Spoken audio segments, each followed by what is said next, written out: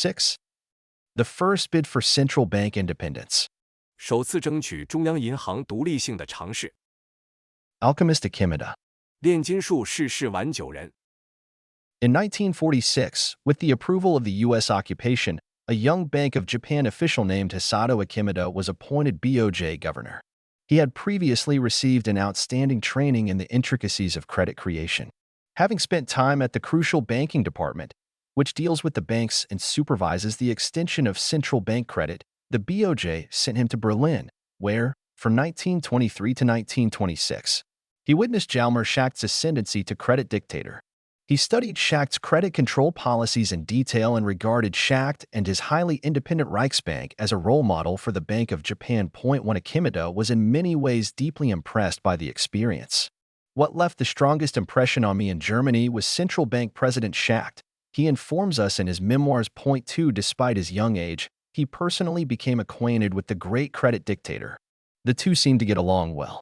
After the war, when Akimada had become BOJ governor, Schacht even visited his Japanese acquaintance, although Schacht could not stay long, as Akimada lamented, since he was under investigation by the War Crimes Tribunal in Germany. Point 3.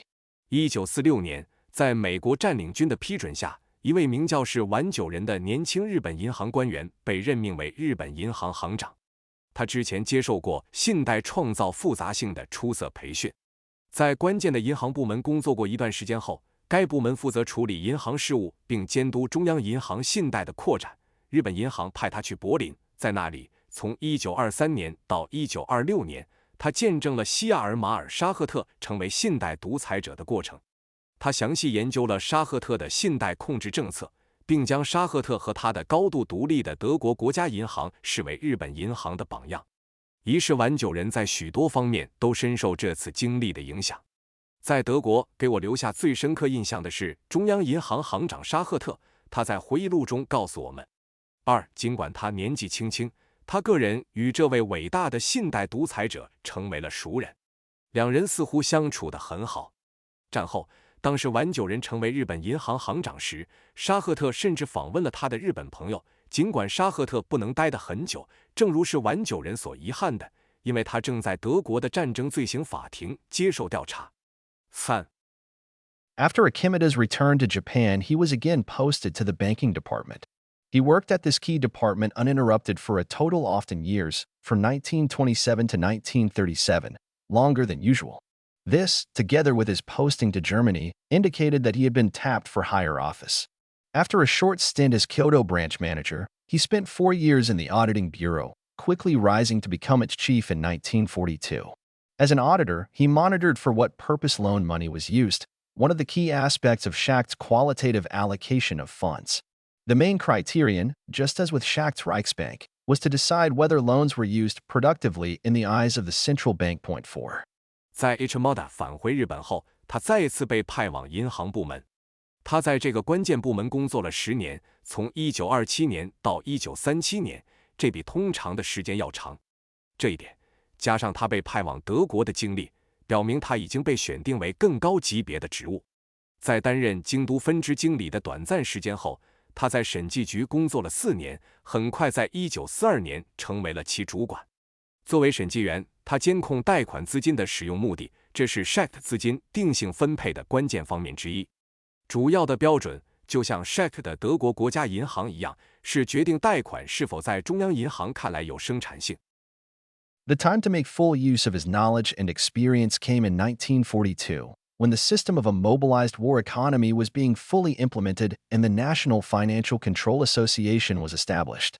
Initially, simultaneously with his function as Audit Bureau Chief, Akimada became the Control Association's first Secretary General, placing him right at the heart of Japan's war effort. The Control Association was the nerve center of the mobilized war economy.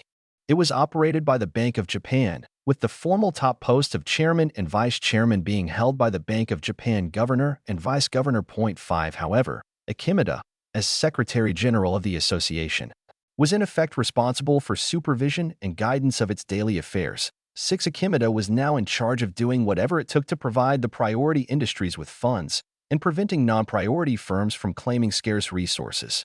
This could include bank mergers and injections of BOJ funds, but its main function was to allocate credit, called Ushur-Assen, loan coordination, at the time. Point 7.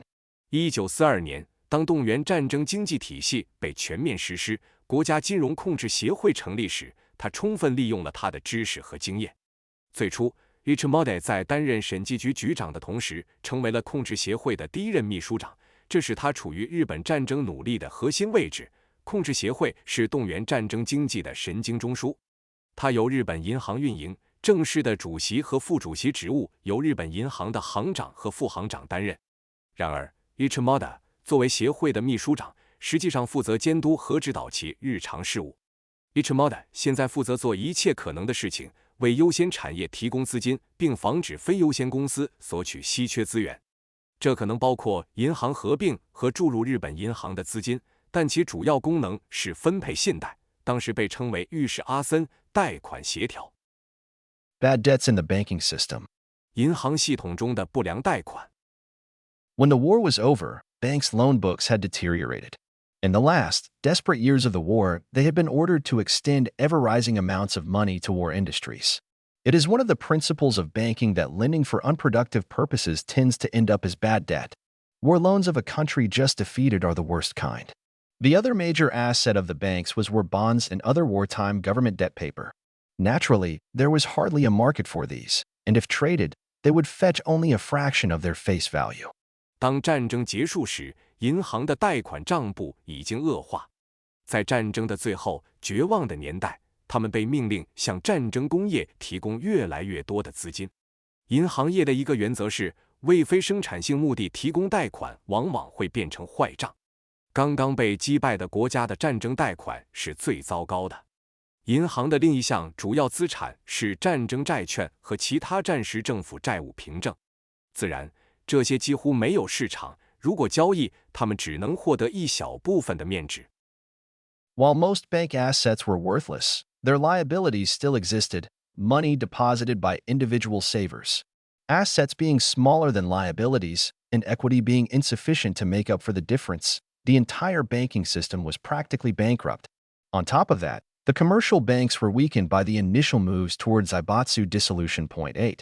虽然大多数银行资产一文不值，但他们的负债仍然存在个人储户存入的钱。资产小于负债，股权不足以弥补差额，整个银行系统实际上已经破产。除此之外，商业银行还因为向财阀解散的初步举措而变得虚弱。Challenged by the control bureaucrats. 由控制官僚的挑战。The asset problems of the banks were sufficiently large to create a major credit crunch and deflationary downturn of the economy. To counteract that, credit needed to be created. In the early post-war years, there were many experts who realized this, and quite unlike the 1990s, as we shall see, acted quickly to achieve a recovery. Thanks to the experience with the control of creation and allocation of credit during the war, there were not only Bank of Japan staff but also Ministry of Finance, Munitions Ministry, and Cabinet Planning Board officials who knew that credit creation needed to be expanded. The wartime planning and credit allocation program operated by them had delegated implementation to the Bank of Japan, but decisions were made by these government institutions. The Cabinet Planning Board was revived in the form of the powerful but short-lived 1946-52 Economic Stabilization Board, ESB, or Kizei Ani Hanbu. Established in August 1946.9, the board initially used the Reconstruction Finance Department inside the Industrial Bank of Japan, IBJ, to supply the economy with funding. Point 10 in January 1947. It was separated and established as the Public Reconstruction Finance Bank, Fuko Kinyu Kinko, whose job was to provide preferential funding to strategic industries. Point 11. It was in turn funded by government bills that the central bank had to discount. Second, the government planners took the initiative to re-establish the priority production system from the wartime era with the 1947 regulations on the provision of funds by financial institutions Kinyu Kiken Shirken Yuzu Junsaku. Announced by the Ministry of Finance. Point 12. All that had to be done was to switch the priority classification from war objectives to peacetime goals. The Ministry of Finance reformulated the wartime loan classification system.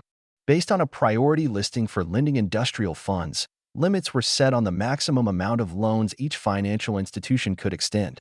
A ranking was established of equipment and operating funds for 460 types of business in 4 categories, A1, A2, B, and C, in almost exactly the same way as the financing arrangements based on the Wartime Emergency Funds Adjustment Law. 13. The latter wartime law was replaced by MOF with the equivalent emergency financial order, Kinyu Kinkyu Sochi Rei. 银行的资产问题足够大，足以引发重大的信贷紧缩和经济的通货紧缩下滑。为了抵消这种情况，需要创造信贷。在战后初期，有许多专家意识到了这一点，并且与我们稍后将看到的1990年代截然不同，他们迅速采取行动以实现经济复苏。得益于战时对信贷创造和分配的控制经验，不仅有日本银行的员工，还有财政部、军需部和内阁规划局的官员知道需要扩大信贷创造。他们在战时运营的规划和信贷分配计划将实施工作委托给了日本银行，但决策是由这些政府机构做出的。内阁规划局以强大但短暂的1946-52经济稳定委员会 ESB 或经济安定本部的形式复活。该委员会于1946年8月成立。旧委员会最初使用日本工业银行内的重建财政部门为经济提供资金。1947年1月，它被独立出来，成立为公共的重建金融银行福克金融金库，其任务是为战略性产业提供优惠资金。它反过来由中央银行必须贴现的政府票据提供资金。其次，政府规划者采取主动，以1947年金融机构资金提供规定的形式，重新建立了战时的优先生产制度。这一规定由财政部宣布。12支需要将优先分类从战争目标切换到和平时期的目标。财政部重新制定了战时贷款分类系统，根据工业资金贷款优先清单，设定了每个金融机构可以扩展的最大贷款额度。为4个类别的460种业务类型的设备和运营资金设立了排名，即 A1、A2、B 和 C， 几乎完全按照基于战时紧急资金调整法的融资安排的方式。13后者的战时法律被财政部用相当于紧急金融命令、金融紧急措施令替代。The Bank of Japan was unhappy about the activities of the Economic Stabilization Board, for it encroached on what the central bank considered its turf, the creation and allocation of credit. The Bank of Japan resented the fact that the priority categories were defined by the ESB and MOF.14 in accordance with the Wartime Bank of Japan law. MOF expected the central bank to act merely as its agent by faithfully enforcing MOF's instructions. That was not Akimeda's vision of the central bank's role. 15 Second, the central bank resented the activities of the Reconstruction Finance Bank, an institution that it did not control and which challenged its monopoly on the control of the creation and allocation of credit. 16 If the activities of the wartime bureaucrats in determining the creation and allocation of credit continued, the central bank would not regain its pivotal role in the economy. Akimada lost no time. Virtually simultaneously with the priority production system, he established his own additional system to direct funds to those priority industries high on the list. 17 Meanwhile, the implementation of MOF's priority lending categories was largely incapacitated. Akimada achieved this by assigning only a small section of 8 to 10 staff to this complex task. MOF's guidelines had become quite detailed, running to 20 pages. A group whose other job was the equally complex task of administering frozen bank accounts from the wartime period. 日本银行对经济稳定委员会的活动感到不满，因为它侵犯了中央银行认为是其领地的地方，信贷的创造和分配。日本银行对 ESB 和财政部定义优先类别的事实感到不满。14根据战时的日本银行法，财政部期望中央银行仅作为其代理，忠实地执行财政部的指示。这并不是试完的对中央银行角色的设想。15其次，中央银行对重建金融银行的活动感到不满，这是一个他无法控制的机构，挑战了其对信贷创造和分配的垄断。16如果战时官僚在确定信贷的创造和分配方面的活动继续，中央银行将无法恢复其在经济中的关键角色。试完没有浪费时间，几乎与优先生产系统同时，他建立了自己的额外系统，将资金直接引导到名单上的优先产业。17与此同时，财政部的优先贷款类别的实施基本上被瘫痪。试完通过只分配一个由8到10名员工组成的小组来完成这项复杂的任务。财政部的指南已经变得相当详细，长达20页。这个小组的另一个任务是同样复杂的冻结战时期银行账户的管理工作。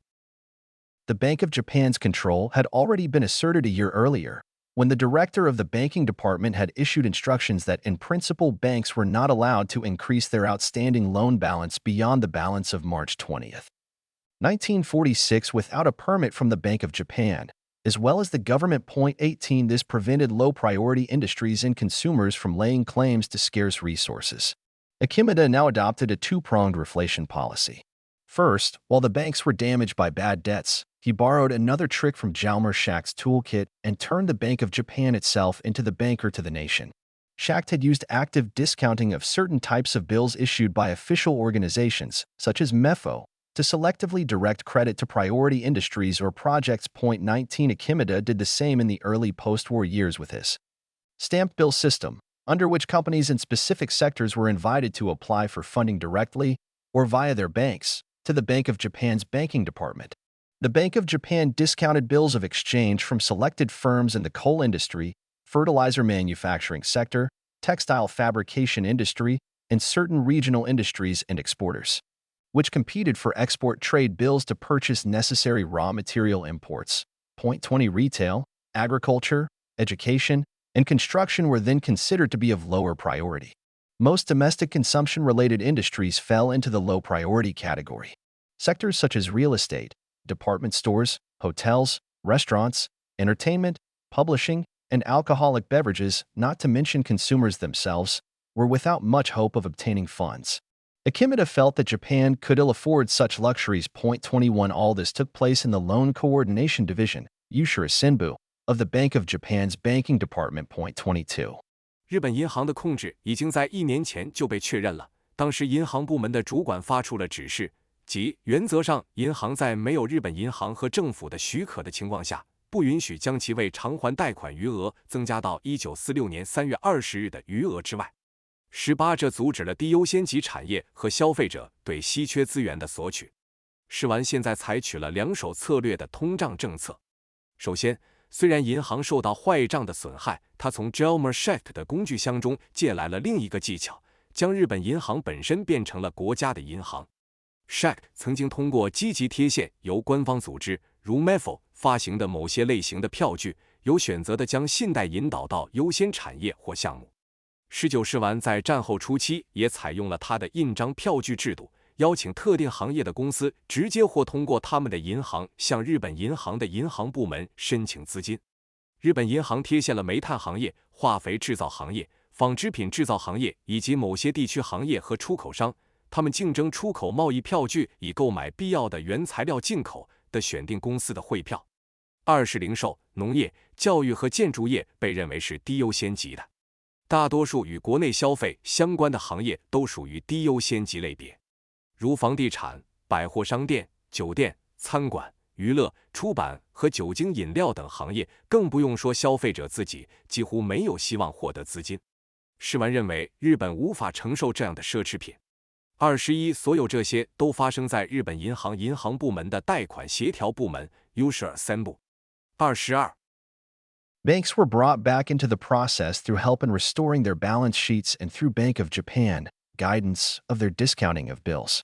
Restoring banks' balance sheets was easy. It was nothing more than an accounting problem. All Akimada needed to do was to have the BOJ buy their worthless wartime bonds for good money.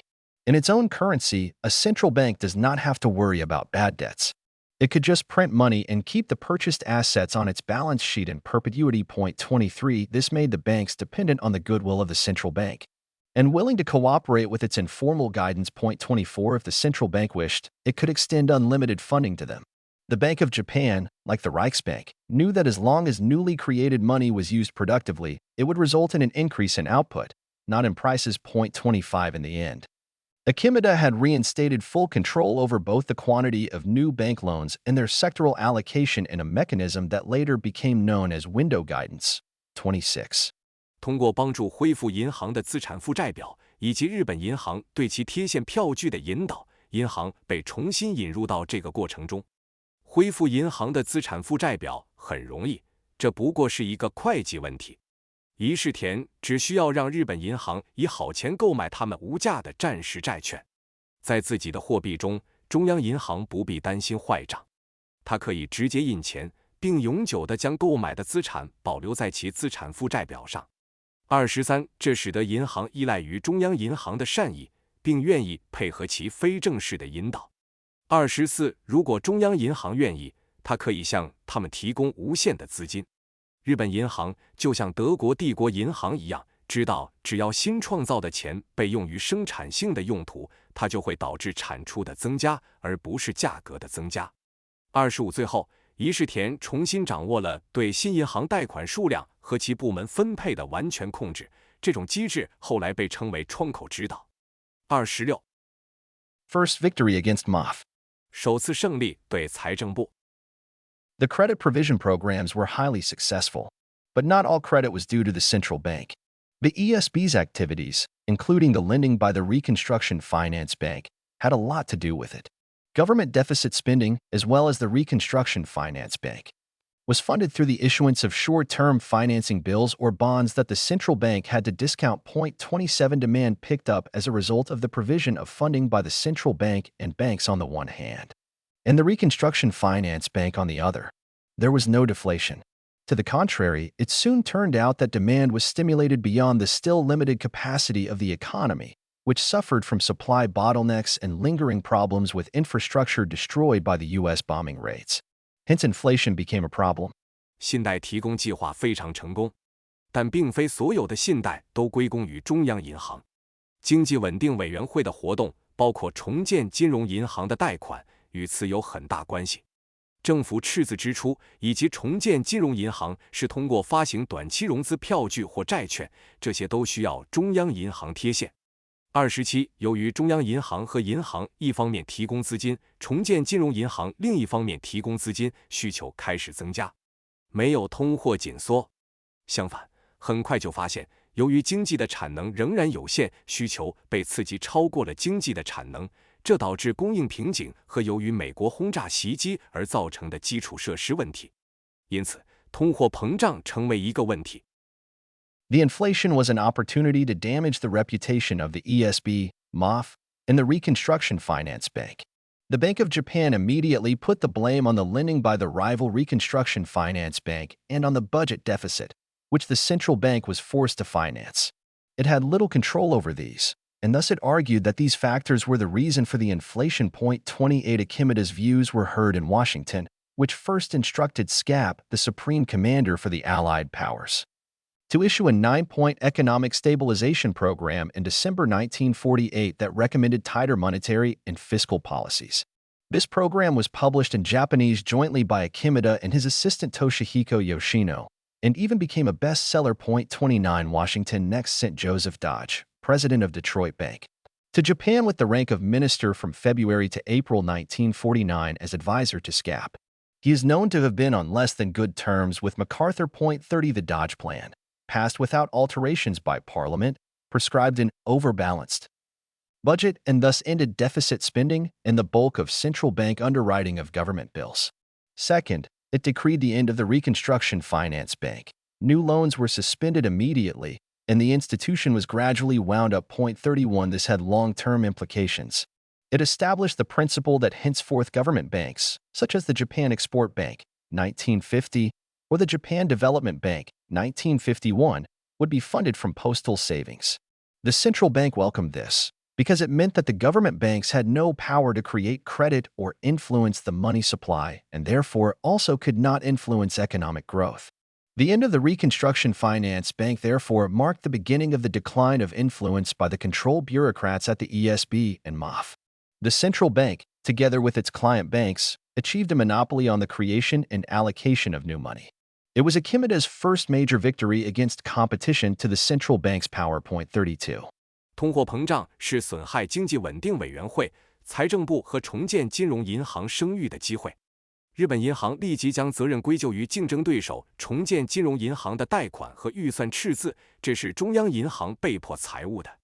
他对这些几乎没有控制权，因此他认为这些因素是通货膨胀的原因。28一世田的观点在华盛顿得到了听取。华盛顿首先指示最高盟军司令部在1948年12月发布了一个9点经济稳定计划，推荐更严格的货币和财政政策。这个计划由一世田和他的助手吉野俊彦共同以日语发布，甚至成为了畅销书。29华盛顿接下来派遣底特律银行的总裁约瑟夫·道奇以部长的身份于1949年2月至4月作为顾问到日本。他与麦克阿瑟的关系众所周知。30道奇计划在议会未经修改的情况下通过，规定了超额预算，从而结束了赤字支出和中央银行承销政府票据的大部分。其次，他宣布结束重建金融银行，新的贷款立即被暂停，该机构逐渐被清算。31，这有长期的影响。他确立了一个原则，即从此以后，政府银行如日本出口银行1950年或日本开发银行1951年将由邮政储蓄资助。中央银行对此表示欢迎，因为这意味着政府银行没有权利创造信贷或影响货币供应，因此也不能影响经济增长。重建金融银行的结束，因此标志着经济稳定委员会和财政部的控制官僚影响力的开始衰退。中央银行连同其客户银行实现了对新钱的创造和分配的垄断。这是伊势田对中央银行权力竞争的第一次重大胜利。32 Pipeline to the top. 通往顶端的管道。 Governor Akimeda's powers were far-reaching. He personally decided whether a project should go ahead or not. As a result, the top leaders of industry, commerce, and finance felt obliged to visit him frequently at the Bank of Japan to obtain his approval of their investment plans. Usually, both meeting rooms of the governor's office were occupied by captains of industry, and Akimeda dashed from room to room. 33. 伊势田行长的权力非常广泛，他个人决定一个项目是否应该进行。因此，工业、商业和金融的顶级领导人感到有必要经常访问日本银行，以获得他对他们投资计划的批准。通常，行长办公室的2个会议室都被工业巨头占据，伊势田从一个房间跑到另一个房间。33 For many top business leaders, this was a humbling experience. The credit allocation was extra-legal and informal, but they had to follow every whim of Akimeda and his lieutenants. There was no committee, not much discussion, and no right to appeal. It was up to the BOJ governor, who did not hesitate to refuse funding. One such occasion leaked to the press, which widely reported how Akimeda had turned down the request by the president of Kawasaki Steel, a top manufacturer, to build another steel plant on a plot of land in Chiba. Akimeda disagreed. Japan does not need any more steel, he told Kawasaki's Nishiyama.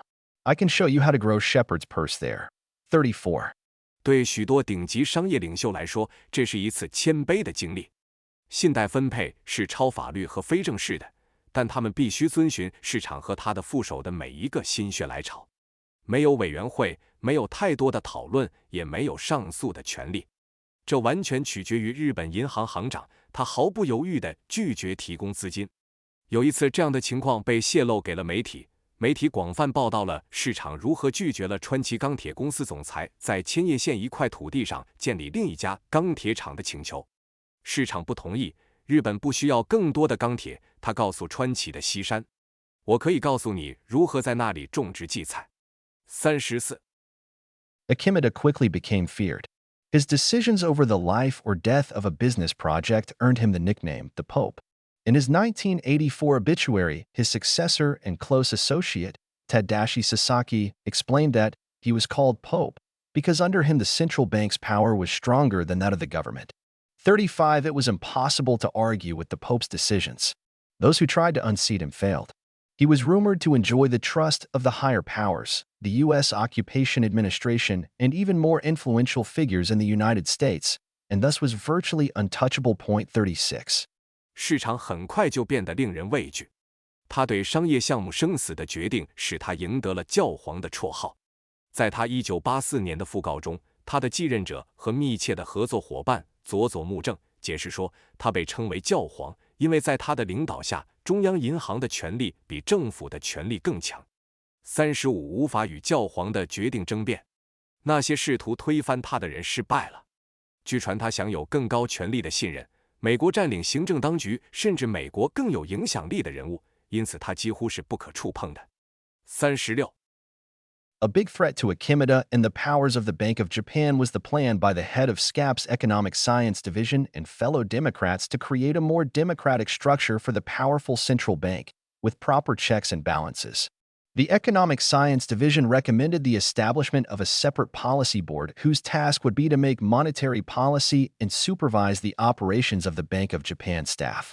Akimada vigorously opposed this plan, arguing that it would reduce the efficiency of monetary policy. He prevailed and SCAP's Democrats relented.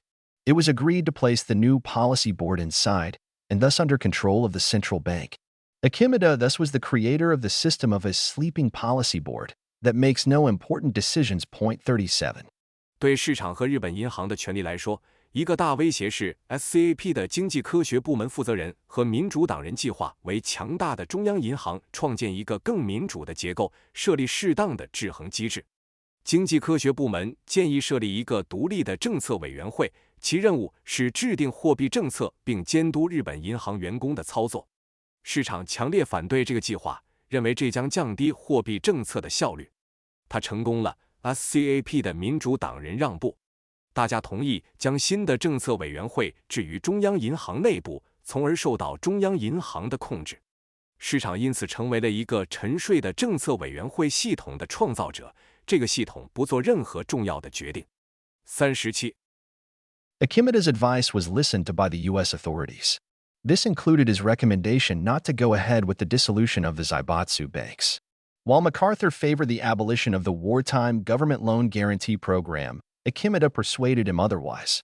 The system stayed in place, and by socializing credit risk, many new firms, including an unknown electronics startup called Sony, managed to obtain vital bank funding. No doubt Akimada had powerful backers, for he remained in the job for 8.5 years, setting a record as BOJ governor. After that, he even moved higher, making the transition to Minister of Finance, a rare move for a true Bank of Japan man, and not repeated in the post-war era. 市场的建议被美国当局听取，这包括他建议不要继续解散财阀银行。虽然麦克阿瑟支持废除战时政府的贷款担保计划，但市场说服了他。这个系统保留了下来，通过社会化信贷风险，许多新公司，包括一个名叫索尼的未知的电子初创公司，设法获得了重要的银行资金。毫无疑问，市场有强大的后台，他在日本银行行长的职位上坚持了8年半，创下了纪录。之后，他甚至更上一层楼，成为了财政部长。对于一个真正的日本银行人来说，这是一个罕见的举动，而且在战后时代没有重复过。Window guidance. 窗口指导。Akimada's key loan coordination division, Yushura Senbu, reported directly to him and was independent of other sections. This made it highly unpopular with the rest of the central bank, and Akimada's opponents tried to scrap it. To appease critics and fend off attempts by the Ministry of Finance to influence its policies, its abolition was announced in 1954.38, but all credit control powers were retained by the larger banking department, which remained loyal to him only and continued its extra-legal control over bank credit. 市场的关键贷款协调部门 Usual Assembly 直接向他汇报，独立于其他部门。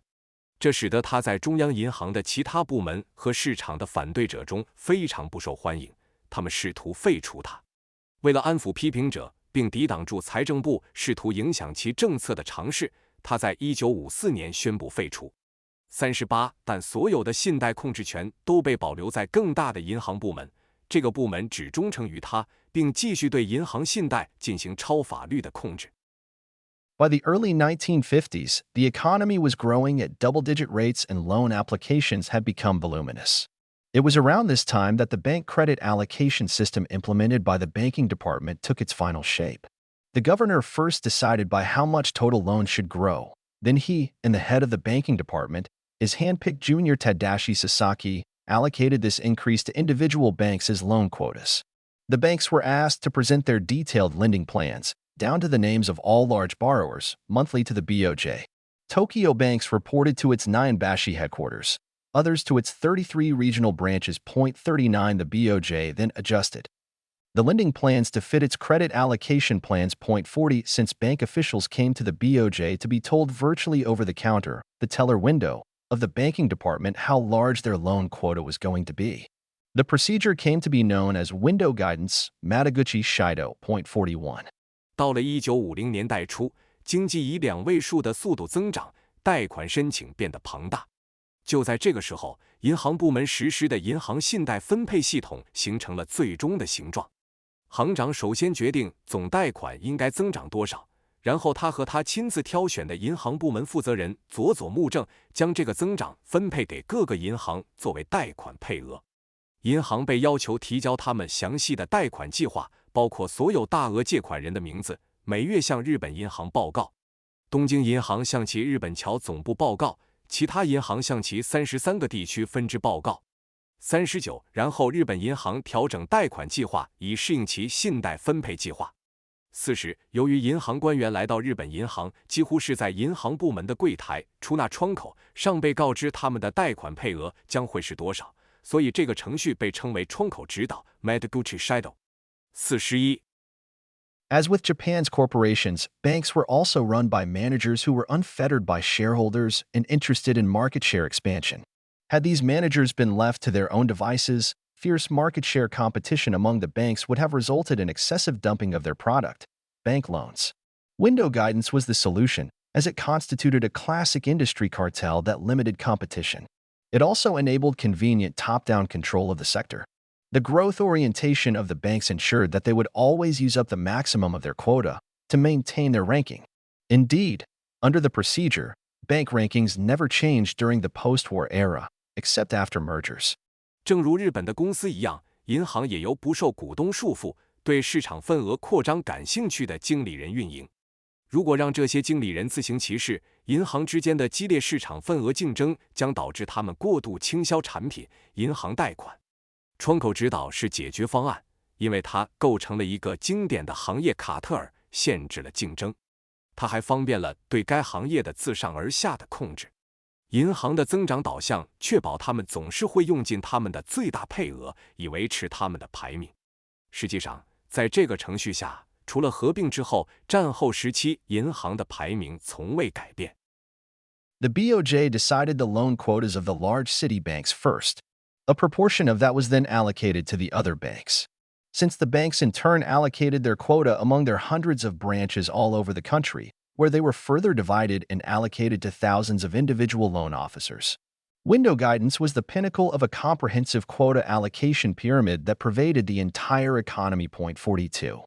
日本银行首先决定大城市银行的贷款配额，然后将其中的一部分分配给其他银行。由于银行又将他们的配额分配给全国各地的数百个分支机构，这些分支机构又进一步将配额分配给数千个个人贷款员工，窗口指导成为了贯穿整个经济的全面配额分配金字塔的顶点。42 The system worked well in avoiding unproductive credit creation and channeling newly created money to productive activities. Point 43 Unlike war production, exports now earned foreign currency. Thanks to the continued foreign exchange controls, foreign currency could then be allocated for obtaining necessary imports, raw materials, and other inputs. First textiles, then shipbuilding and steel, and later automobiles and electronics were the beneficiaries of allocated purchasing power. Window guidance was the control center, providing the economy with the monetary ammunition. As a result, Japan managed to grow by more than 10% per annum in real terms in the 1960s, a pace that caused observers to talk about a miracle. 该系统在避免无效的信贷创造和将新创造的货币引导到生产活动方面运作良好。43与战争生产不同，出口现在可以赚取外汇。由于持续的外汇管制，外汇可以用来获取必要的进口、原材料和其他投入。首先是纺织品，然后是造船和钢铁，后来是汽车和电子产品，都是分配购买力的受益者。窗口指导是控制中心，为经济提供货币弹药。因此，日本在1960年代的实际增长速度超过了每年10%，这使观察者们开始谈论奇迹。Challenge to BOJ control. 对日本银行控制的挑战。There was a fly in the ointment.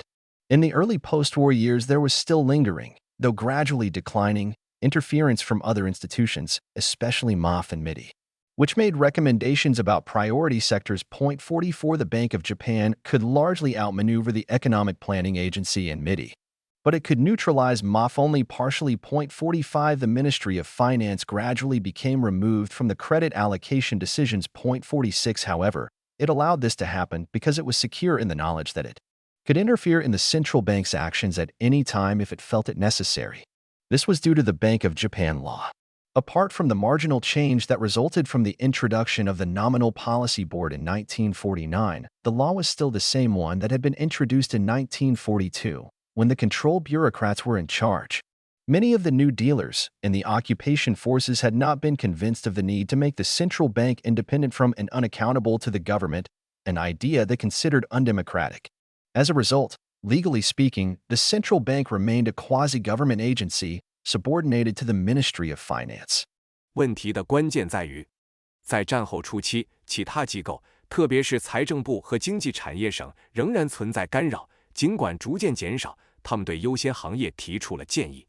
44日本银行可以在很大程度上规避经济规划署和经济产业省，但只能部分中和财政部。45财政部逐渐从信贷分配决策中撤出。46然而，他允许这种情况发生，因为他有把握知道，如果觉得有必要，他可以随时干预中央银行的行动。这是由于日本银行法。除了1949年引入名义上的政策委员会所带来的边际变化外，该法仍然是1942年引入的那部法律，当时控制官僚主义者掌握了主导权。许多占领军中的新政策者并未被说服需要使中央银行独立于政府并对政府负责，他们认为这个想法是不民主的。因此，从法律上讲，中央银行仍然是一个准政府机构，从属于财政部。Meanwhile, MOF enjoyed far-reaching legal powers over the entire economy in the post-war era. During the war, MOF had to report to the military-backed government and its cabinet planning board. Its powers had also been restricted by the even more powerful Home Ministry. But after the war, the military had disappeared, the Home Ministry had been disbanded, and the Cabinet Planning Board had become the subordinated Economic Planning Agency. The Finance Ministry was quick to take advantage of the power vacuum. In charge of government budgeting, taxation, customs, financial sector supervision, international capital flows, and fiscal and monetary policy, it had the best cards of all government agencies. And it did not hesitate to play them. So it also continued to take some interest in credit allocation in the early post-war era. 与此同时，财政部在战后时期对整个经济享有广泛的法律权利。在战争期间，财政部不得不向军事支持的政府及其内阁规划委员会报告，其权力也受到了更强大的内务省的限制。但是战后，军队消失了，内务省被解散，内阁规划委员会成为了下属的经济规划署。财政部迅速利用了权力真空，负责政府预算、税收、海关、金融部门监管、国际资本流动以及财政和货币政策。他拥有所有政府机构中最好的牌，并且他没有犹豫地打出了这些牌。所以他在战后初期也继续对信贷分配产生一些兴趣。One way to obtain greater independence was to obscure the actual credit policies taken. The importance of window guidance credit controls was systematically downplayed in public. 47 Simultaneously, MOF was reluctantly allowed to exert influence over interest rates, which the Bank of Japan referred to as important in public while not placing much emphasis on them in its actual monetary policy implementation. 48 Whenever MOF inquired about the BOJ's quantitative or allocative policy, Akimada and his staff would engage in complex discussions full of technical jargon to make the process appear impenetrable to non-experts, as it indeed was even to many BOJ staff, arguing that there are many technical considerations when conducting operations like the adjustment of the quantity of funds in the market. Akimada demanded that, therefore, this should be left up to the Bank of Japan. 49. 获取更大的独立性的一种方式是模糊实际采取的信贷政策。窗口指导信贷控制的重要性在公众中被系统性的淡化。同时，财政部被勉强允许对利率产生影响，这是日本银行在公开场合称之为重要的，但在实际的货币政策实施中并没有给予他们太多的重视。每当财政部询问日本银行的数量或分配政策时，市场上的资金数量调整等操作有许多技术考虑因素，因此这应该由日本银行来决定。Another strategy, successfully implemented only from the 1960s onward, was to establish bond markets.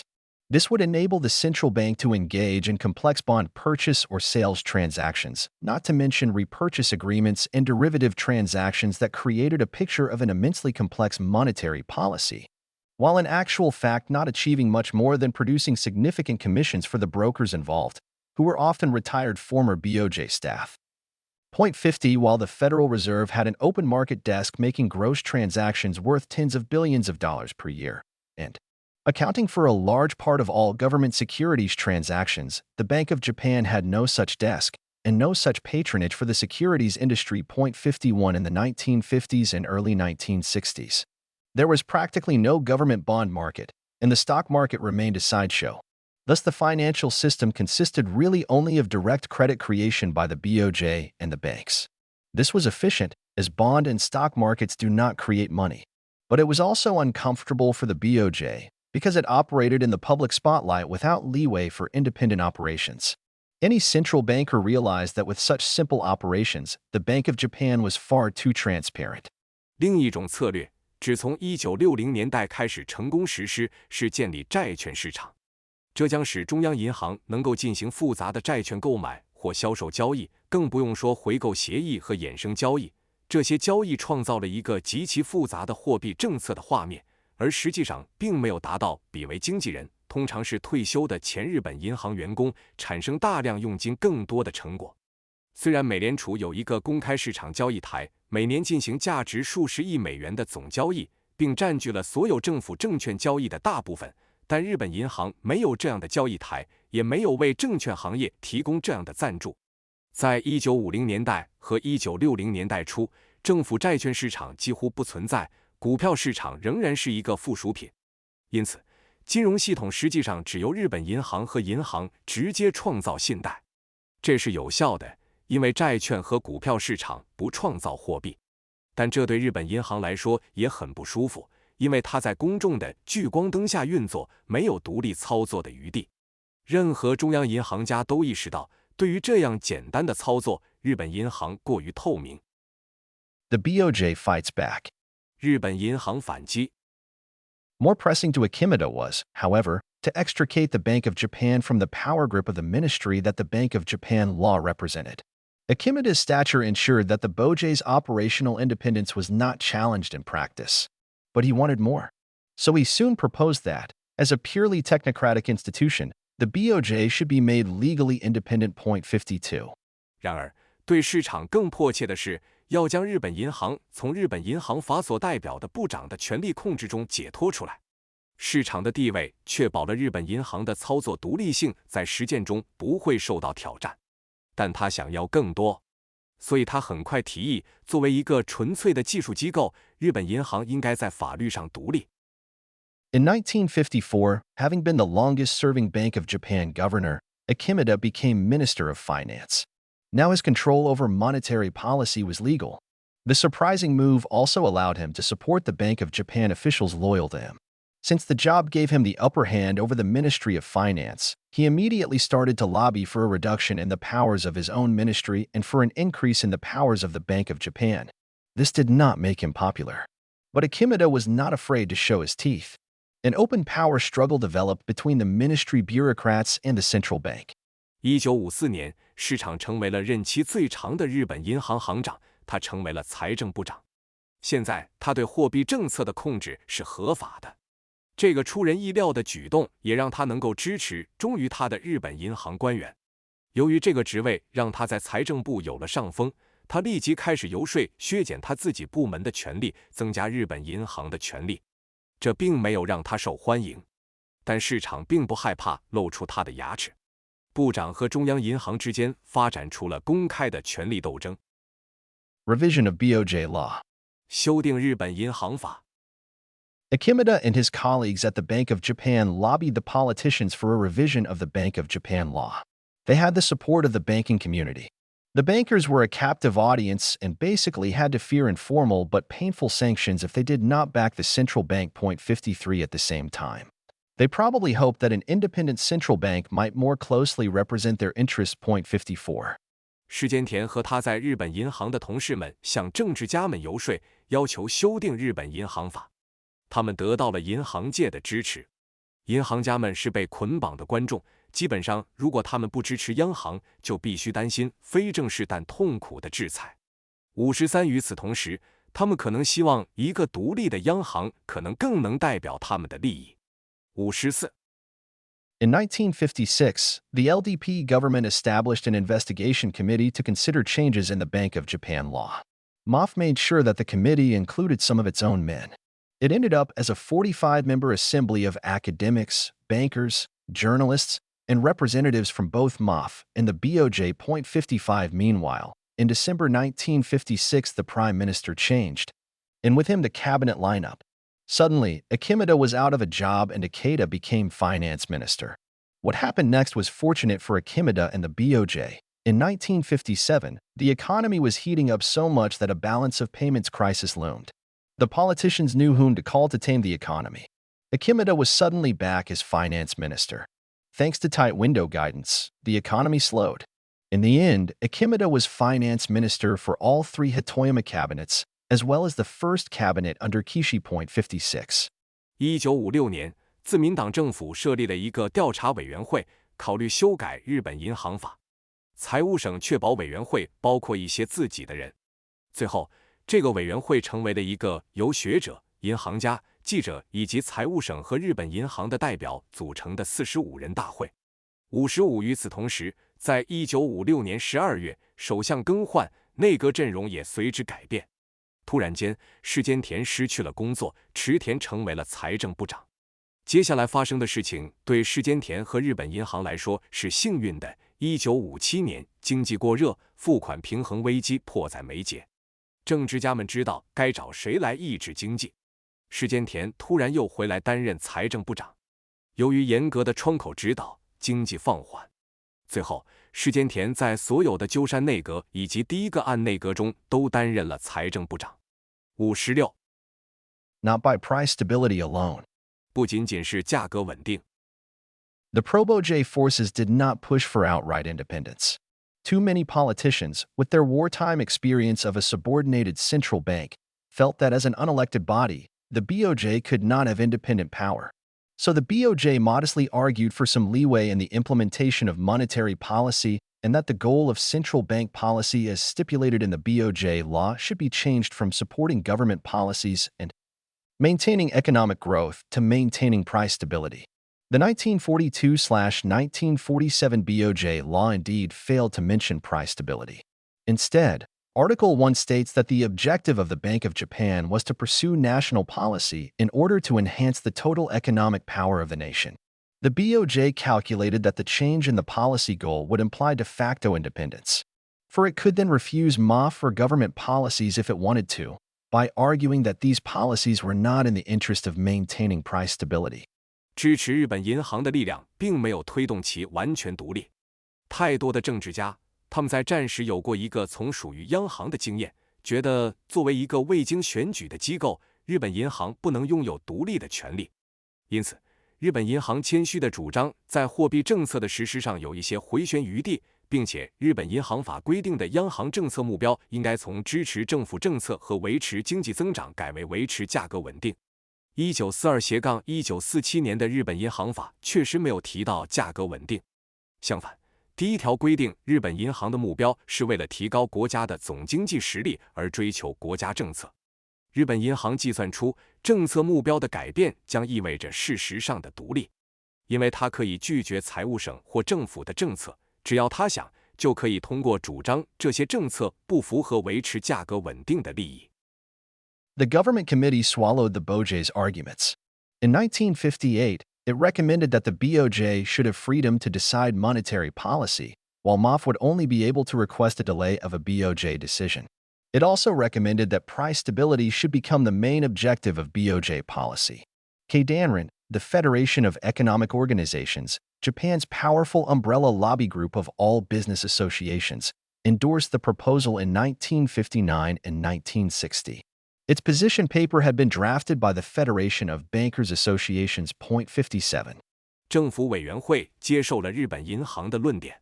1958年，他建议日本银行应该有决定货币政策的自由，而财务省只能要求延迟日本银行的决定。他还建议价格稳定应该成为日本银行政策的主要目标。经济团体联合会，日本强大的商业协会的总盟，在1959年和1960年赞同了这个提议。其立场文件是由银行家协会联合会起草的。57. Hung jury. 陪审团未达成一致。But the Ministry of Finance and its allies among the politicians objected. A group of former bureaucrats, including Shinji Arai from MIDI, high-growth thinker Osamu Shimomura from MOF, as well as independent intellectuals that had long favored the war economy system, such as Kamekichi Takahashi, fiercely opposed the recommendations. 58 Shimomura had been one of the former MOF control bureaucrats trained at MOF's Foreign Exchange Control Department in the early phase of credit allocation. 59 He knew well that the credit control mechanism was the core of the successful system of a mobilized economy and the key tool to create high non-inflationary growth. In his opinion, it probably was too powerful and important a tool to leave in anyone's hands but the government's. The government, they felt, should be able to pursue policies of high growth and a stable currency without being dependent on a central bank that might follow its own agenda. It seems that they realized what 1,000 years earlier the emperors of the Sung dynasty knew, namely, that only a government that controls the creation and allocation of money is actually in charge. 60. 但是财政部及其在政界的盟友们提出了反对意见。一群前官僚，包括来自 MITI 的新智、来自财政部的高增长思想家下村修，以及长期支持战争经济体系的独立知识分子，如高桥圭吉，强烈反对这些建议。58下村曾是财政部早期信贷分配阶段在财政部外汇控制部门接受培训的前财政部控制官僚之一。59他深知信贷控制机制是动员经济成功体系的核心，也是创造高非通货膨胀增长的关键工具。在他看来，这可能是一个过于强大和重要的工具，不能交给任何人，除了政府。他们认为，政府应该能够追求高增长和稳定的货币政策，而不依赖于可能有自己议程的中央银行。他们似乎意识到了宋朝皇帝在1000年前就知道的事情，即只有控制货币创造和分配的政府才真正掌握大权。60. Their lobbying bore fruit. In June 1958, Finance Minister Akimada was replaced. He had made too many enemies to reach the post that he was rumored to have been designated for the prime ministership. In 1959, a subcommittee recommended that final directive power over the Bank of Japan would remain with the ministry. Tadashi Sasaki, Akimada's right-hand man and now in charge of the Bank of Japan as deputy governor, publicly denounced the conclusion. The main committee remained split between those favoring MOF's view and those favoring the Bojei's stance. The views remained so entrenched for the coming year that when the committee had to present a final draft, it instead offered two alternative plans for government action. Plan A would leave ultimate decision-making power over monetary policy in the hands of the Minister of Finance. Plan B would give independence to the BOJ and grant the finance minister only the power to delay BOJ decisions. 61. 他们的游说取得了成果。1958年6月，财政大臣世完被替换，他树敌过多，无法达到他传闻中被指定的职位——首相。1959年，一个小组委员会建议，对日本银行的最终指导权应保留在财政部手中。世完的得力助手，现任日本银行副行长的佐佐木正公开谴责了这个结论。主委员会在支持财政部观点和支持日本银行立场的人之间仍然存在分歧。在接下来的1年里，这些观点仍然根深蒂固，以至于当委员会必须提交最后的草案时，他提出了2个政府行动的备选方案。方案 A 将最终的货币政策决策权留在财政部长手中。方案 B 将赋予日本银行独立性，并只给予财政部长推迟日本银行决策的权利。61. The BOJ lost the first battle. 日本银行输掉了第一场战斗。In April 1960, the new finance minister, Isaka Sato, brother of Prime Minister Nobusuke Kishi and nephew of their uncle Yosuke Matsuoka, the great industrialist of the Manchurian War economy, declared that with two conflicting recommendations from the committee, he could not introduce new legislation to change the BOJ law. 62. Although Sato did not hail from MAF and did benefit from financial contributions by big business to LDP coffers, it seems that he appreciated the power of the credit allocation system and was not willing to pass the control levers out of the hands of the government. 1960年4月，新任财政大臣佐藤荣作、首相岸信介的兄弟和他们的叔叔松冈洋右，满洲战争经济的伟大工业家的侄子，宣布，由于委员会提出了两个相互冲突的建议，他无法引入新的立法来改变日本银行法。62. 尽管佐藤并非来自财政部，而且确实从大企业对自由民主党的财政贡献中受益，但他似乎欣赏信贷分配系统的力量，并不愿意将控制感交出政府的手。The BOJ law was not changed. The Ministry of Finance had won the first round in the battle for supremacy over Japan, but it was a hollow victory. In 1963, as part of the liberalization policies in the run-up to Japan's entry into the OECD, the Emergency Financial Order Kinyu Kinkyu Sochi Rei was repealed. 63. This removed a potential legal basis for MAF involvement in credit allocation. MAF initially still tried to influence the allocation of private sector bank loans through the Council on Financial Institutions and Fund Allocation, 64, which was staffed by members from MAF, the BOJ, and banks. During its lifetime, the Council mostly implemented the fund allocation plan submitted by the Ministry of International Trade and Industry, MITI. MIF's Industrial Finance Subcommittee and Policy Planning Department compiled the fund allocation plans and increasingly discussed their implementation directly with the Bank of Japan. 65. When MITI discussed with the BOJ's Banking Bureau which sectors should receive funds, MAF stayed out of the discussion. Researchers thus concluded in the 1960s that window guidance is rather free of Ministry of Finance interference because the process of establishing ceilings poses a number of technical problems and because the details of the operations are kept quite secret. 66. As a result, the BOJ was fully in control of the economy and was solely responsible for the swings in the business cycle of the 1960s and 1970s. 67. However, the BOJ's dominant influence over the creation and allocation of money was still in a precarious state. According to the Bank of Japan law, MAF was still in charge of whatever the central bank did and could, if it so wished, intervene at any time in the central bank's credit policies. 日本银行法没有改变，财政部在争夺对日本主权的第一轮战斗中取得了胜利，但这是一个空洞的胜利。1963年，作为日本加入经济合作与发展组织前夕自由化政策的一部分，紧急金融命令、金融紧急措施令被废止。63. 这消除了财政部参与信贷分配的潜在法律依据。财政部最初仍试图通过金融机构和基金分配委员会影响私营部门银行贷款的分配。64. 该委员会的成员来自财政部、日本银行和银行。在其存在期间，委员会主要实施了由国际贸易和工业部 MITI 提交的基金分配计划。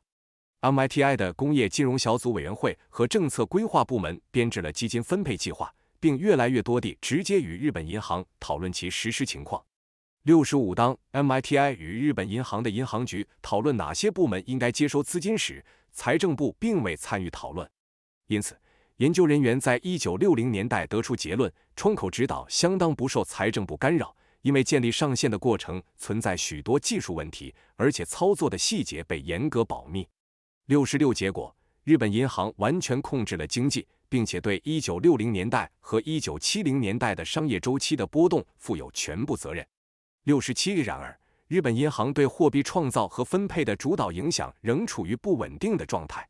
根据日本银行法，财政部仍然负责中央银行的所有行为，并且如果愿意，可以随时干预中央银行的信贷政策。Now it's there. Now it's gone. 现在有，现在又没了。Having made themselves unpopular among many, the leaders of the BOJ felt it opportune to adopt a lower profile. Already in October 1958, when the government committee deliberated the BOJ law, the BOJ had removed window guidance from public view by abolishing it under the pretense that it had become ineffective. Officially, the Bank of Japan now supervised and monitored the private bank's reserve position, which until then had not been an active policy tool. 68, but in actual practice, the reserve requirements were fixed such that a certain desired credit expansion of the entire system would result. In other words, window guidance continued in practice. 69. 在许多人中间变得不受欢迎后，日本银行的领导人觉得有必要保持低调。早在1958年10月，当政府委员会审议日本银行法时，日本银行就已经以其已经失效为借口，将窗口指导从公众视线中移除。现在，日本银行正式监督和监控私人银行的储备状况，这在过去并不是一种积极的政策工具。68但实际上，储备要求被固定在使整个系统产生某种期望的信贷扩张的水平。换句话说，窗口指导在实践中仍在继续。69. Defeated BOJ flexes its muscles. 被击败的日本银行展示其实力。When Hayato Ikeda became prime minister in 1960 and his cabinet made the income doubling plan, its major policy aim, fiscal expenditures increased by more than 25% per year. This was possible only because of the extremely high growth, which boosted tax revenues beyond everyone's expectations. But high growth was the result of the BOJ's expansionary credit policies. Having previously abolished window guidance, in 1964, the Bank of Japan, under Deputy Governor Sasaki, suddenly reintroduced the credit controls, broadened their scope to further include trust, regional, and mutual banks, and used them to slow the economy. 当早稻田隼人在1960年成为首相，他的内阁将收入翻倍计划作为其主要政策目标时，财政支出每年增加超过 25%。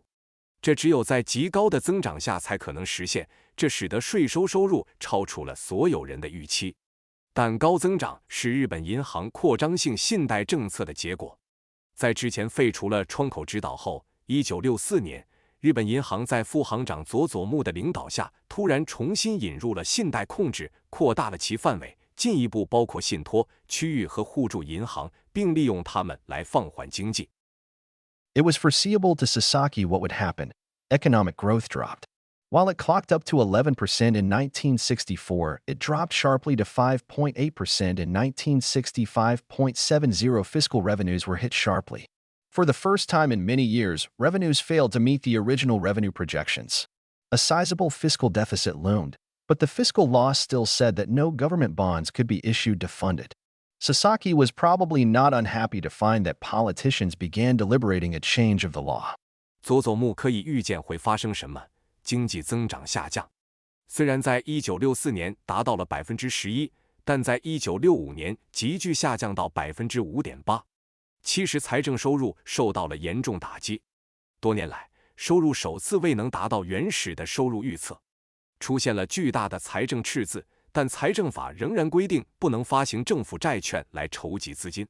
佐佐木可能并不会对政治家开始审议改变法律感到不满。But events seemed to get somewhat out of hand when stocks crashed in response to the profit slowdown. As small investors pulled their money out of the market, the fourth biggest broker, Yamaichi Securities, experienced a run by its customers. Finance Minister Kakui Tanaka was quick to take appropriate action. He went straight to the Bank of Japan and demanded unlimited credit for Yamaichi Securities and an increase in credit creation for the economy. Although the Bank of Japan argued that fiscal policy should be loosened, its subordinated legal status meant that it could not openly defy such clear-cut and justified direct demands. It had no choice but to pump in the needed money. 70 when the window guidance loan quotas were raised. 但是，当股票因利润增长放缓暴跌时，事情似乎有些失控。当小投资者从市场中撤资时，第四大经纪商山一证券遭到了客户的抛售。财政部长田中角荣迅速采取了适当的行动，他直接去日本银行要求为山一证券提供无限的信贷，并增加对经济的信贷创造。尽管日本银行主张应放松财政政策，但其从属的法律地位意味着他不能公开反抗如此明确和合理的直接要求。他别无选择，只能注入所需的资金。71窗口指导贷款配额被提高。As window guidance had again caught some public attention, it was once more abolished in July 1965. Or had it done its job? While the BOJ loathed Tanaka's energetic intervention, the central bank had managed to extract one major concession from the politicians and MOF. Tanaka agreed to change the finance law, making the issuance of bonds possible. In November 1965, the first batch of Japanese government bonds, JGBs, came onto the market. This change tipped the power balance between MOF and the BOJ distinctly in favor of the BOJ. 由于窗口指导再次引起了一些公众的关注，所以在1965年7月再次被废除，或者说他已经完成了他的任务。虽然日本银行厌恶田中的积极干预，但中央银行已经从政治家和财政部那里获得了一个重要的让步，田中同意改变财政法，使得发行债券成为可能。1965年11月，第一批日本政府债券 JGBs 进入市场。这一变化使得财政部和日本银行之间的权力平衡明显偏向日本银行。The BOJ had won another battle. With bonds available as a means to fund government spending, politicians and MOF were less likely to demand extra money from the BOJ, and hence they were less likely to challenge its control over credit creation. 72 at the same time. The finance law did not allow the central bank to underwrite newly issued government bonds. So the BOJ could not be easily forced to monetize fiscal policy. This meant that it now had the power to render fiscal policy ineffective by deciding whether to back it with credit creation or not. A gap had opened between monetary and fiscal policy. 日本银行赢得了又一场战斗。债券作为一种政府支出的资金来源，政治家和财政部门不太可能向日本银行要求额外的资金，因此他们不太可能挑战其对信贷创造的控制。72与此同时，金融法并不允许中央银行承销新发行的政府债券，因此日本银行不能轻易被迫将财政政策货币化。这意味着他现在有权决定是否通过信贷创造来支持财政政策，从而使财政政策失效。货币政策和财政政策之间出现了差距。In reality, there had been no need for the government to borrow in the markets via bond issuance, because it could instead have asked the BOJ to create new money to fund productive and thus non-inflationary spending. This would have rendered fiscal policy effective, as it would have been backed by credit creation. But those days were over. The government was now going to fund fiscal stimulation by borrowing through bond issuance, which also raised the economic burden. Money printing is free, but bond issuance forces several generations under the yoke of interest, and interest on interest.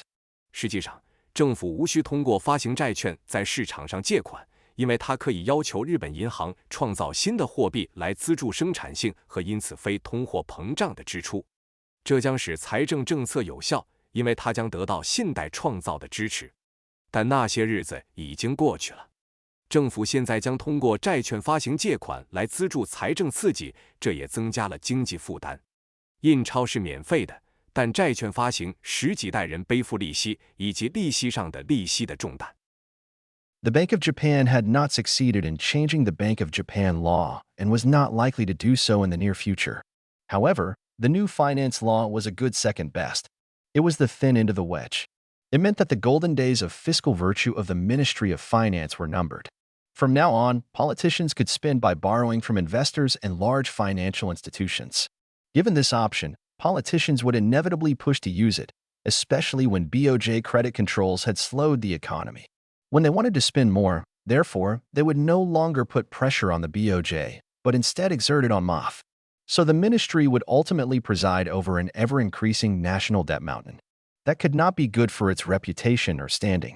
日本银行并未成功改变日本银行法，并且在近期内不太可能这样做。然而，新的金融法是一个不错的次优选择。这是蝎子的尖端。这意味着财政部的财政美德的黄金时代即将结束。从现在开始，政治家可以通过向投资者和大型金融机构借款来支出。有了这个选择，政治家们肯定会推动使用它，尤其是当日本银行的信贷控制已经放缓了经济时。当他们想要花更多的钱时，他们将不再向日本银行施压，而是向财政部施压。因此，财政部将最终主持一个不断增长的国债山，这对其声誉或地位来说都不是好事。The ghost that I called. 我召唤的幽灵。 Meanwhile, the BOJ was experimenting with its credit controls. It found that it could use them to fine-tune bank lending without using the bullying techniques of Ikemida. The war economy structure played into its hands. If banks were left to their own devices, they would compete fiercely against each other to gain greater market shares. To do that, they had to dump their product. Hence, they would end up lending excessively. As in other industries, window guidance controls were the necessary cartel to curb excessive competition. This meant that the Bank of Japan could quite easily increase bank lending simply by setting high loan growth quotas or by temporarily claiming that window guidance had been abolished. This happened, for instance, in the mid-1960s, when the BOJ wanted to accelerate the economy again after the finance law had been changed. It told the banks that there was no more window guidance. Credit creation rose, purchasing power in the private sector soared, and consequently asset prices rose, domestic demand expanded, and imports were sucked in. 与此同时，日本银行正在试验其信贷控制。他发现，他可以使用它们来微调银行贷款，而无需使用市场的恶霸手段。战争经济结构为其提供了便利。如果银行被留给自己，他们会为了获得更大的市场份额而激烈竞争。为了做到这一点，他们必须倾销他们的产品，因此，他们最终会过度借贷。就像其他行业一样，窗口指导控制是遏制过度竞争的必要卡特尔。这意味着日本银行可以通过设定高贷款增长配额或暂时声称窗口指导已被废除，很容易地增加银行贷款。例如，在1960年代中期，当日本银行想要在金融法被改变后再次加速经济时，就发生了这种情况。他告诉银行，再也没有窗口指导了。信贷创造增加，私营部门的购买力飙升，因此资产价格上涨，国内需求扩大，进口被吸引进来。During the 1960s and 1970s, window guidance was repeatedly abolished and then quickly reintroduced. 73 Since the BOJ presented itself as champion of free markets, credit controls were an embarrassment. They also had no legal basis. Official publications either failed to mention window guidance or downplayed its role by calling the credit controls voluntary. The game of abolition and reinstatement continued throughout the post-war era. It served to keep the controls ambiguous. In reality, monthly and quarterly hearings were never abolished, and it was here that the informal power to control and allocate credit was exerted. Banks always had to receive approval for the lending plans, and the banking department used the threat of sanctions, such as reduced loan growth quotas, to keep the bank's plans identical with its own. 在1960年代和1970年代，窗口指导被反复废除，然后很快又被重新引入。73由于日本银行自诩为自由市场的捍卫者，信贷控制成为了一个尴尬的问题。他们也没有法律依据。官方出版物要么没有提到窗口指导，要么通过称信贷控制为自愿的来淡化其作用。废除和恢复的游戏在战后时期一直持续，这有助于保持控制的模糊性。实际上，每月和每季度的听证会从未被废除，而且正是在这里，非正式的控制和分配信贷的权利被行使。银行总是必须得到贷款计划的批准，银行部门使用制裁的威胁，如减少贷款增长配额，来保持银行的计划与自己的一致。Bank of Japan smokescreens. 日本银行的烟幕战术。Having learned his lesson, Ikemida admonished his successors, it is better for the BOJ not to attract attention and remain as quiet as the forest of a rural shrine. 74 Its dubious legal status, and the claim that it was purely voluntary helped to downplay the role of window guidance. Researchers who examined the controls were fobbed off with a number of other smokescreens. One was to argue that window guidance was just a loan ceiling, without any qualitative allocation of loans across industrial sectors. But in actual fact, it was a quota that was not to be left unused. All loans were broken down not only into sectors, such as loans to individuals, wholesale/retail, real estate, construction, and more detailed subsectors, iron and steel, chemicals, etc., but also by size of company. Small and medium-sized businesses versus large businesses, and by use, equipment funds, working funds. 75 All large-scale borrowers had to be listed by name. 吸取了教训的士丸告诫他的继任者，对于日本银行来说，最好不引人注目，保持像乡村神社的森林一样的宁静。74其不明确的法律地位，以及它纯粹是自愿的说法，有助于淡化窗口指导的作用。研究这些控制的研究人员被一些其他的烟幕战术所蒙蔽，其中一个是认为窗口指导只是一个贷款上限，没有对各工业部门的贷款进行任何质量分配。但实际上，这是一个不应该被闲置的配额。所有的贷款不仅按照部门，如个人贷款、批发零售、房地产、建筑和更详细的子部门，如铁和钢、化学品等进行划分，还按照公司规模、小型和中型企业与大型企业和用途、设备资金、运营资金进行划分。75所有大规模的借款人都必须列出名字。Another argument put forward by BOJ staff was that controls were never effective and hence not important. Yet banks were punished for over or undershooting their loan growth quotas. Compliance was assured by the monopoly power of the central bank to impose sanctions and penalties, such as cutting rediscount quotas, applying unfavorable conditions to its transactions with individual banks, or reducing window guidance quotas 0.76. All these would cost banks dearly. In order not to fall behind the competition, they had no choice but to play the game and always meet their quotas. 0.77 Contemporary researchers therefore concluded that window guidance was always implemented by the banks. 0.78. 日本银行的员工提出的另一个论点是，控制从未有效，因此并不重要。然而，银行因超过或低于其贷款增长配额而受到惩罚。中央银行的垄断权力确保了合规性，它可以实施制裁和处罚，如削减在贴现配额，对其与个别银行的交易施加不利条件，或减少窗口指导配额。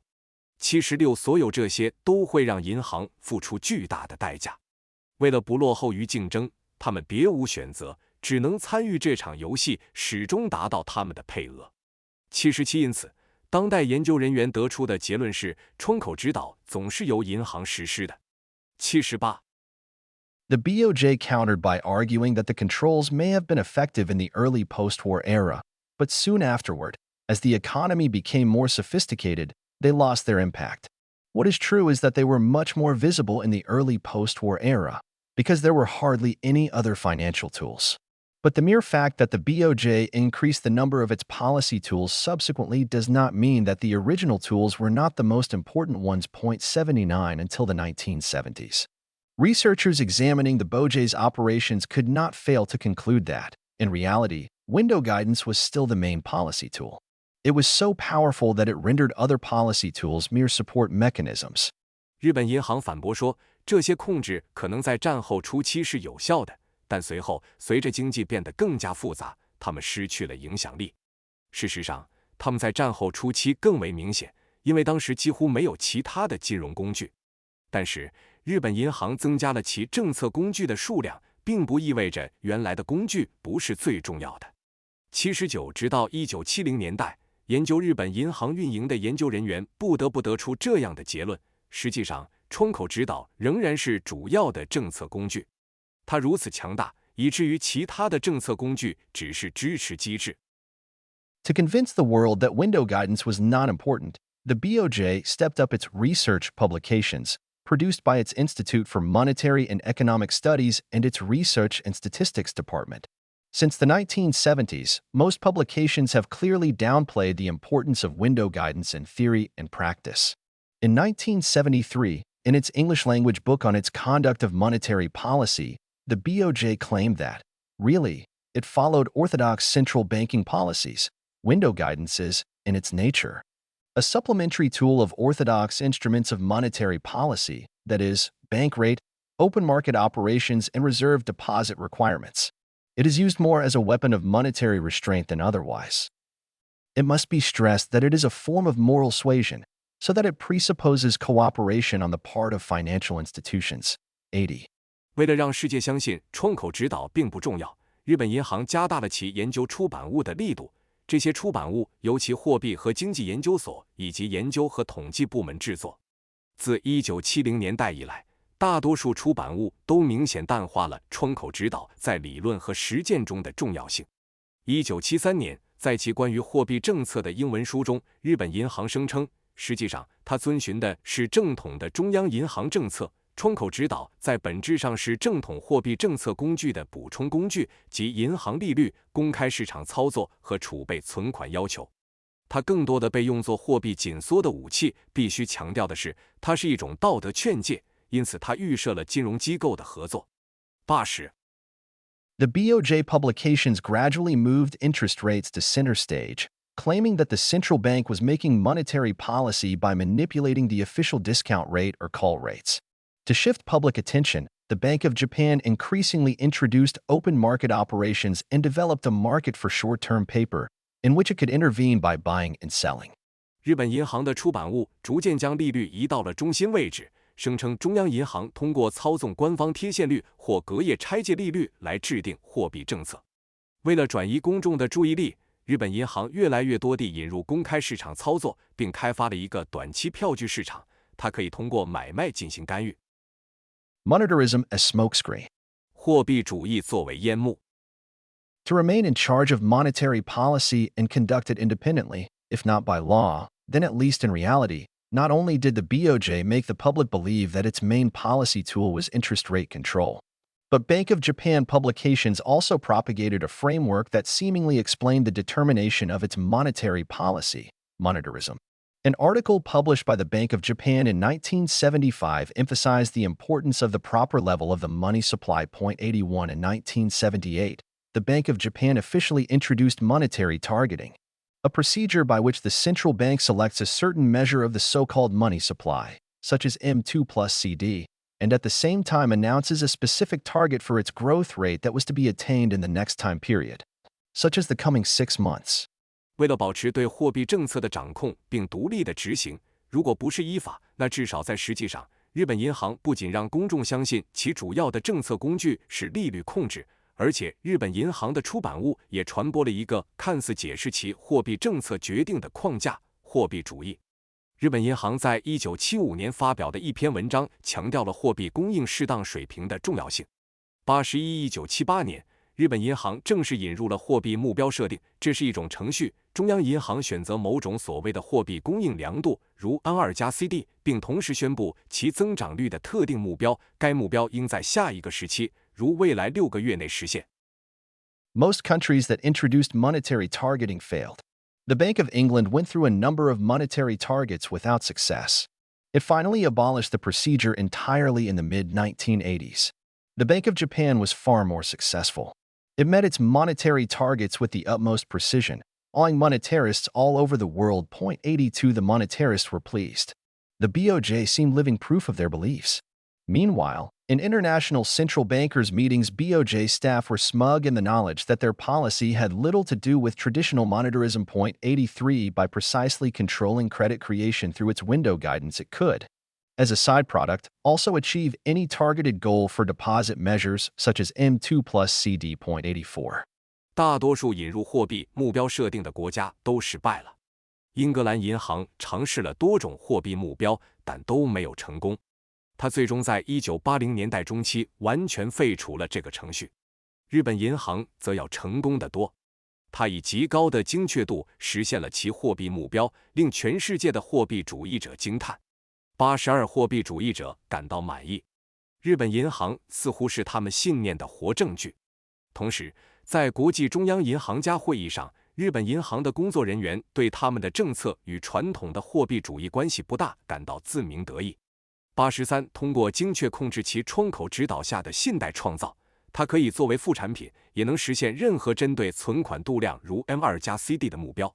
84 The advantage for the BOJ was that according to monetarism, the central bank should set money supply growth targets in order to serve the sole objective of price stability. Monetarism thus makes a strong case for the independence of the central bank. It is small wonder then that central bankers should use monetarism as a shield with which to defend themselves against the multifarious political pressures that may undermine their autonomy. BOJ officials pay serious attention to monetarism not because they believe in the veracity of the doctrine, but because it may help them keep external pressures from intruding on the autonomy of their monetary control. In short, the BOJ's monetarism is a political tactic. The bank's autonomy was greatly enhanced during the latter half of the 1970s. The monetarism that the BOJ emphasized after the mid-1970s should be regarded as the bankers' ploy to guard their own autonomy in the face of such political pressures. 85. 对日本银行来说，优势在于根据货币主义，中央银行应设定货币供应增长目标，以服务于价格稳定这一唯一目标。货币主义因此为中央银行的独立性提供了有力的理由。难怪中央银行家会使用货币主义作为盾牌，以保护自己免受可能破坏其自主性的各种政治压力。日本银行的官员重视货币主义，不是因为他们相信这一学说的真实性，而是因为它可能帮助他们防止外部压力干扰他们的货币控制自主性。简而言之，日本银行的货币主义是一种政治策略。银行的自主性在1970年代后半期得到了极大的提升。日本银行在1970年代中期之后强调的货币主义，应被视为银行家在面对此类政治压力时保护自身自主性的策略。85. As time went by, more and more economists, commentators, and government officials had forgotten about the key role played by window guidance credit controls. Indeed, by the early 1980s it had sunk into obscurity. As in the days of Kublai Khan's China, the absolute rulers over the country were the ones who created and allocated purchasing power. Henceforth, they could act from behind the scenes.